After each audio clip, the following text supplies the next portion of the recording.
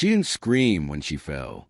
Instead, she looked up at me from the living room floor, her small arm twisted at an unnatural angle. Her mouth hung slightly open in shock, frozen in that silent moment. I remember it clearer than anything else in my life, because it was the last time everything felt real, the last moment before everything shattered. They rushed her to the ER.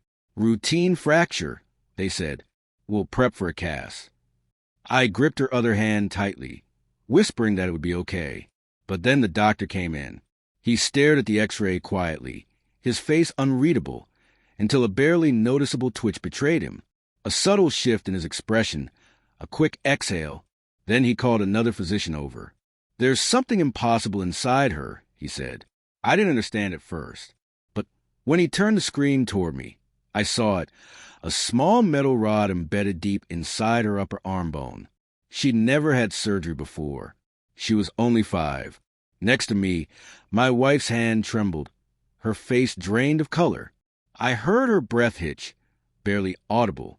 That was the moment I knew. After 6 years of marriage, I thought we were solid, not passionate, but steady. We shared goals, raised a daughter, laughed over wine, fought over dishes, and made up before sleep. She stayed home with our child while I worked overtime, building a future for us. I missed some milestones, first steps, ballet recital, but I always came home, or so I thought. Then I began to notice things. A locked phone, sudden interest in therapy, unexplained walks, deleted texts. But I gave her space. She was a mother, tired, needing time alone. That's what I told myself. The first real clue came 2 months before the fall. Our daughter called him Uncle Nate. I'd never heard that name before. Mommy's walks, she said. I asked my wife. She froze and smiled weakly. Just a neighbor who jogs the same trail, she said. I let it go, but I started watching. The X-ray wasn't proof of infidelity. It revealed something darker. That rod wasn't new. The doctor said it had been there for at least a year, a surgical implant. But there had been no surgery, no hospital visits, no stitches, no explanations. Except one. I waited until we got home, until our daughter was asleep in my arms, her cast wrapped tight, painkillers making her light, limp, like a fragile memory. Then I asked calmly what had happened. My wife didn't lie. Not at first. She cried, trembling with fear, say it was a mistake, that I wasn't there and everything had gotten out of hand.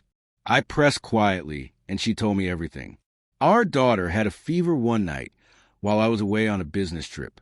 She passed out. My wife panicked and called Nate, not me. He took them to a private clinic. His friend was a doctor. No paperwork, no consent, no records, just implants. She didn't think I'd understand. She didn't even know what they'd put inside her. But I did. Nate worked in biotech. He ran our /&D at a startup developing nano-tracking implants for children, allegedly for medical safety. They'd been using my daughter as a live test subject, and my wife had let them. I didn't confront him. I didn't raise my voice. Instead, I bought time. I told her I needed to think, that I wouldn't report anything yet, that we needed to stay a family for our daughter's sake. But I started planning. I pulled every contract Nate's company had ever filed, dug through patents, and found a buried clause in their funding agreement. No live human trials allowed during Phase 1. Violate that, and you risk losing funding, or worse, prison time. I filed a quiet, anonymous inquiry with the ethics board, attaching every document I could find. Then I went after his investors through proxies, hinting at a brewing scandal, just enough to make them nervous. Within a week, they pulled funding. The final blow came when I framed that X-ray, slipped it into a manila envelope with a copy of our daughter's birth certificate, and left it on Nate's office desk with a typed note. She was never yours to test. He spiraled. They launched a federal investigation. My wife didn't know until the day the feds knocked on their doors. Nate broke first, claiming she coerced him, that she forged my consent, that she brought our daughter willingly.